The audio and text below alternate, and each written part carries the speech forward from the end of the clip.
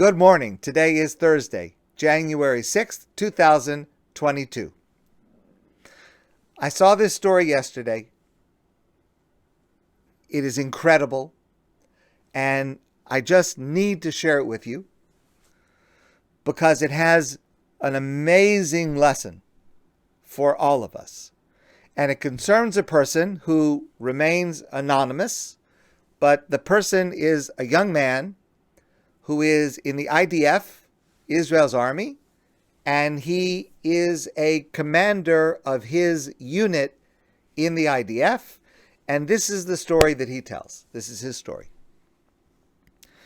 He says one morning he got up early to start training, and he was on the way to the bathroom, and he sees a soldier, one of the soldiers under his command, and the soldier was coming out of a room that was not his, and he was holding in his hands a pair of pants. Didn't look suspicious, didn't look strange. A person's walking with a pair of pants. That's normal. 2 days later, this soldier sees this other soldier, same guy, coming out of a different room, also carrying a jacket this time. Didn't really suspect anything, but it's a little strange. It's a little weird. Later that day, the unit was sitting around schmoozing casually, and several soldiers just happened to say that there are certain items that are missing from their room. There are certain clothing items, not inexpensive things that, not uniforms or stuff like that, private stuff. And just a few different people are saying, we just don't know where it is. It's not that they suspected they were stolen. I mean, they're on an army base. They're all soldiers. They're all together. They didn't suspect anything wrong. It just was kind of strange that they couldn't find these things. And while this conversation was going on, the commander sees out of the corner of his eye that the soldier that he had seen those previous times is just very, very quietly walking backward and leaving the room. So now he got suspicious. So here's what the commander did. He waited until a day that the suspicious soldier was not on the base. He had leave. He was off base. And the commander went into this soldier's room. God forbid he wasn't going to take anything, but he wanted to look and see what was going on.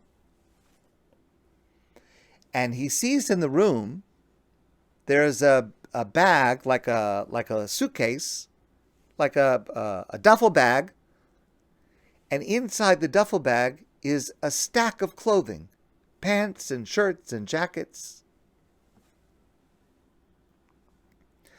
He realizes that this soldier has been stealing clothes from the other soldiers.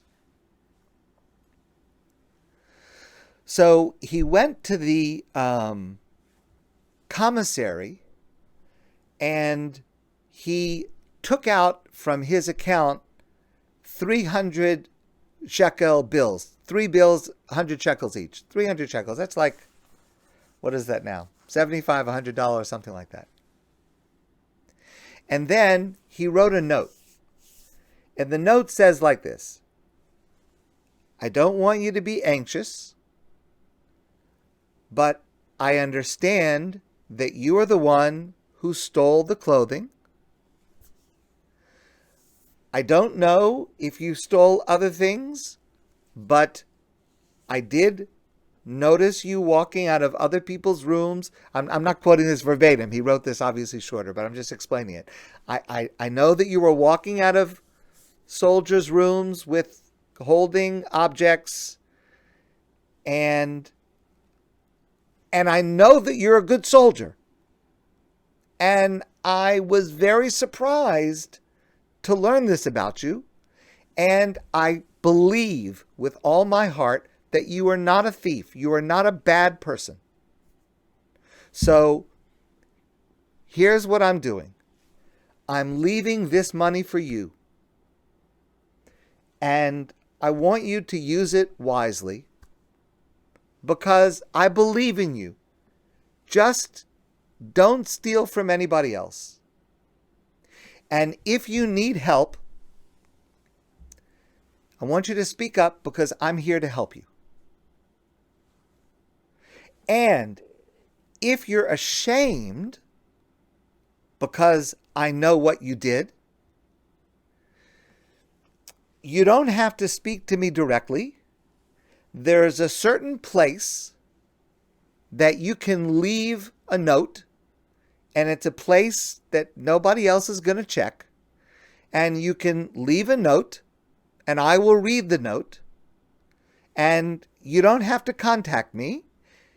And by the way, he signed his name with a false name, meaning he wanted to make sure that he was not going to embarrass this person, that the person would not know who else knew about this.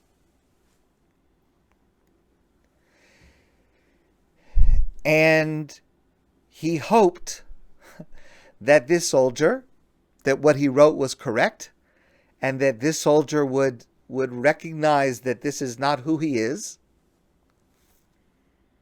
and do the right thing.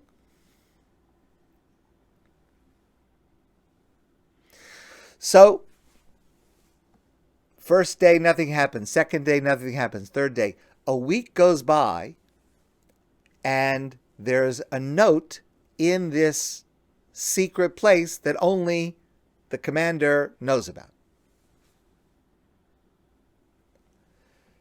And here's what the note says. The note says, I am so ashamed. I don't know what I did. I don't know why I did it. My situation is very, very dire. I'm facing all kinds of financial problems. I just wanted to have some nice clothes when I go home, that I don't look like, like a homeless person. I just wanted to look normal, but it's not me. I know what I did was wrong. And not only that, there were some other things that I stole. But I'm so grateful that you are understanding of me. And here's the thing. Number one, here's the money. I don't want your money. I'm going to figure this out. I don't want to take your money. And he had included the 100 shekel notes. That's number one. And number two,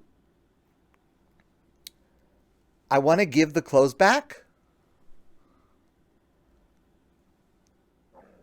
But, I don't want to get in trouble. And obviously you're trying not to get me in trouble. And I appreciate it. And it's not me. But I've taken everything that I stole and I put it in, and he gave the name of another location. There's another location, another hidden location on the base. No one else would know about it. All the stuff that I stole is there. Okay, so this commander is very happy that his instincts were right. This really is a good guy. He was going through a difficulty and he's trying to fix it.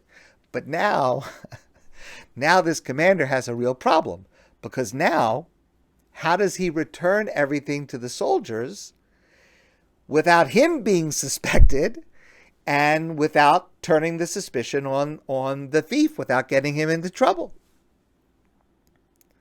So he had the following idea. He took each garment of clothing and he put it in a different place on the base, meaning, you understand, it's an army base. It's a large, large area. There are buildings, there are places, there are warehouses, there are So he took one thing and he put it in an empty warehouse, and another thing he put it on the running track, and another thing he put it. But before he did that, listen to what he did. He had to make sure that the soldiers were going to go to that place and find their clothing, but not connect it to him or to the idea that they had been stolen from him, or to put suspicion on anybody else. So how do you do that? So here's what he did. He calls his platoon together, his unit together. He says, okay, I'm giving everybody a mission. For the next 2 months of training, in addition to your regular jobs, everyone has an individual mission. Your mission is you have to run an extra 3 laps around the track. Your mission is you have to go to this empty warehouse and check the security. And your mission, and to each one, he gave a mission. And he said to them, and you have to do it every day, in addition to your other duties. He did this for 2 months. So all these soldiers are doing these individual tasks. Why are they doing it? Because the commander says you do it, you do it. You don't ask why, you do it. That's what it means to be in an army. You do it. So every day they do it. Of course, nothing happens. 2 months later, the commander takes the garments and he puts one at each one of these different locations. So at that point, the next day, but it's now 2 months later, it's not fresh in their minds. Everybody comes in. I found this, I found this, I found this. And everybody is really happy to get their stuff back. And it worked. And the soldier in question, right, the one who took the stuff, who doesn't know who else knows about it, this soldier understood that it was an elaborate plan over a course of 2 months to make sure that everyone got their stuff back, but that he was not found out, and so that he could be able to fix himself. But at that point, he realized who it was. He realized, the commander says, it was me, because he realized I was the one that gave out these tasks. And I was the one who really believed in him. So he asked me if he could speak to me privately.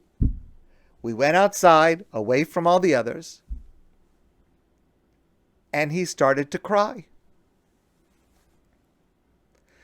And this commander, he just hugged him. He just hugged him. And this soldier looked at him and he just said, that I can never thank you enough for what you did.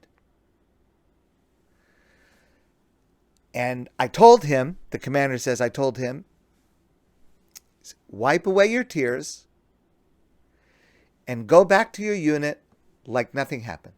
And this never happened. And the message is that obviously this doesn't always work, obviously. But the message is that often the real solution to a problem is not going to come through force, and it's not going to come through punishments, and it's not going to come through criticism. It's going to come when you show a person a better way. And this commander then writes that he hoped that this soldier who had made this mistake would go on to officer training, to leadership training. And in fact, he was able to convince the IDF to select this soldier to become an officer. And this soldier finished that course with excellence. and within the year became a decorated officer in the IDF. So that's just an incredible, incredible story. To, when there is a problem, to look for a creative solution, to look for the best in someone, to help somebody get out of trouble. And here's the key. The key is that the way that you help someone is creative, but it's also done in a way where to the person who made this mistake, you're showing compassion and respect and love. And if you can show compassion and respect and love, you can transform someone else's life if you think creatively. My friends, I want to wish you a great day, and I look forward to seeing all of you soon in person.